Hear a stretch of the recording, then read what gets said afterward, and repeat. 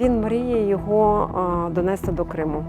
І зараз він тимчасово в мене. Це кримськотатарський прапор. Я його подарувала своєму другу Володимиру Василів. Він морський піхотинець, напевно, десь років 5 точно тому назад. І він, бачите, побував всюди, де був Володимир. Він був на багатьох напрямках спочатку повномасштабного вторгнення. Він його сам попросив мене. Тобто українець, який до того, напевно, дуже навіть і не був в Криму, а якщо був дуже рідко, познайомився зі мною в Ірпені. Ми жили в одному житловому комплексі. І його прапор висів на 9-му, здається, поверсі. І бачите, навіть зірочки лишилися. Прапор, який бачив окупацію Ірпеня. Він висів у нього на балконі, тому той ділянки Ірпеня, який дуже щільно обстрілювався російськими військами. Все своє повернемо. Прекрасно. Молимось, перемагаємо разом до перемоги.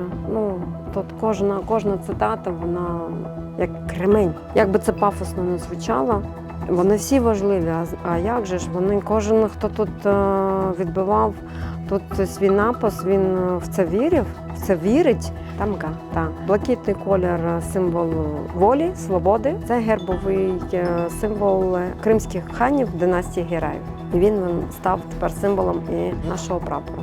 От таке символічне тут у одному такому прапорі символи солідарності українців з кримськими татарами, і те, що ми пліч-опліч, і кримські татари, українці боронять нашу країну. І прапор – це шматочок тканини, такий дуже важливий. І знову ж таки не тільки солідарність самого Володимира, а ці люди, вони ж торкалися цього прапора, і їм же ж Володимир передавав, що це, кого прапор, що це означає, бо він знає.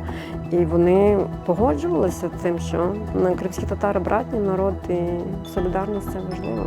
Бережу його і скоро, напевно, передам далі, бо Володимир продовжує свою службу в нашому війську. І я сподіваюся, що прийде час, коли і йому я налью філіжанку кави в Криму, нашому українському Криму.